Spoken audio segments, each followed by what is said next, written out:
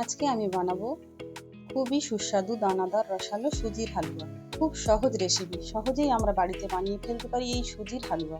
রেসিপিটি পছন্দ হলে চ্যানেলটিকে সাবস্ক্রাইব ও শেয়ার করবেন। সব থেকে প্রথমে আমি এখানে একটি পাত্রে নিয়ে নিয়েছি 3 কাপ জল, 4টে এলাচ, 1 চিমটি ফুড কালার ও 2 কাপ চিনি।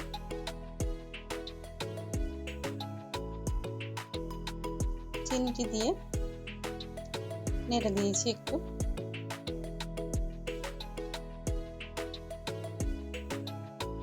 এই শিরাটি ফুটে উঠলেই নামিয়ে নেব, বেশি ফোটানোর দরকার নেই। একটা কড়াইতে 2 চামচ ঘি দিয়ে একটু নাড়িয়ে নিতে হবে। গ্যাসের ফ্লেমটা লো রেখে দিয়েছি। কিছু ড্রাই ফ্রুট নিয়ে নিয়েছি, কাজু, কিশমিশ, পেস্তা, আমন্ড বাদাম। এগুলোকে লো ফ্লেমে ফ্রাই করে নিতে হবে।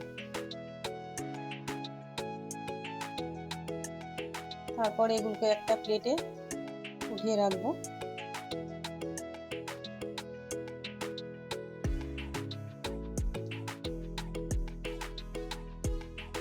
এই কড়াইতে হাফ কাপের একটু বেশি ঘি দিলাম, 1 কাপ সুজি দিলাম। সুজি দিয়ে লো ফ্লেমে 5 মিনিট ফ্রাই করব।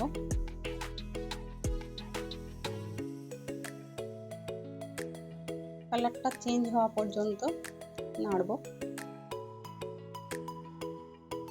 কালারটা চেঞ্জ হয়ে গেছে। আমি যে শিরাটি করে রেখেছিলাম সেটা দিয়ে দেবো এর মধ্যে। গ্যাসের ফ্লেমটা লো রেখে দেব।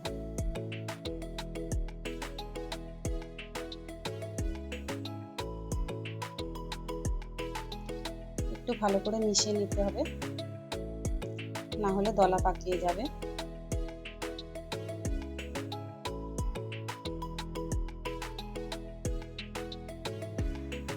একটু নেড়ে নেব ভালো করে।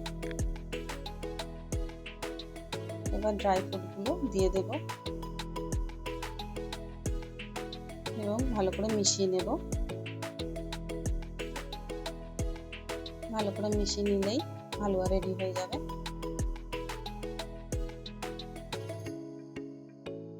আমরা এরকম হালুয়া বাড়িতে সহজেই বানিয়ে নিতে পারি এবং গরম গরম পরিবেশন করতে পারি।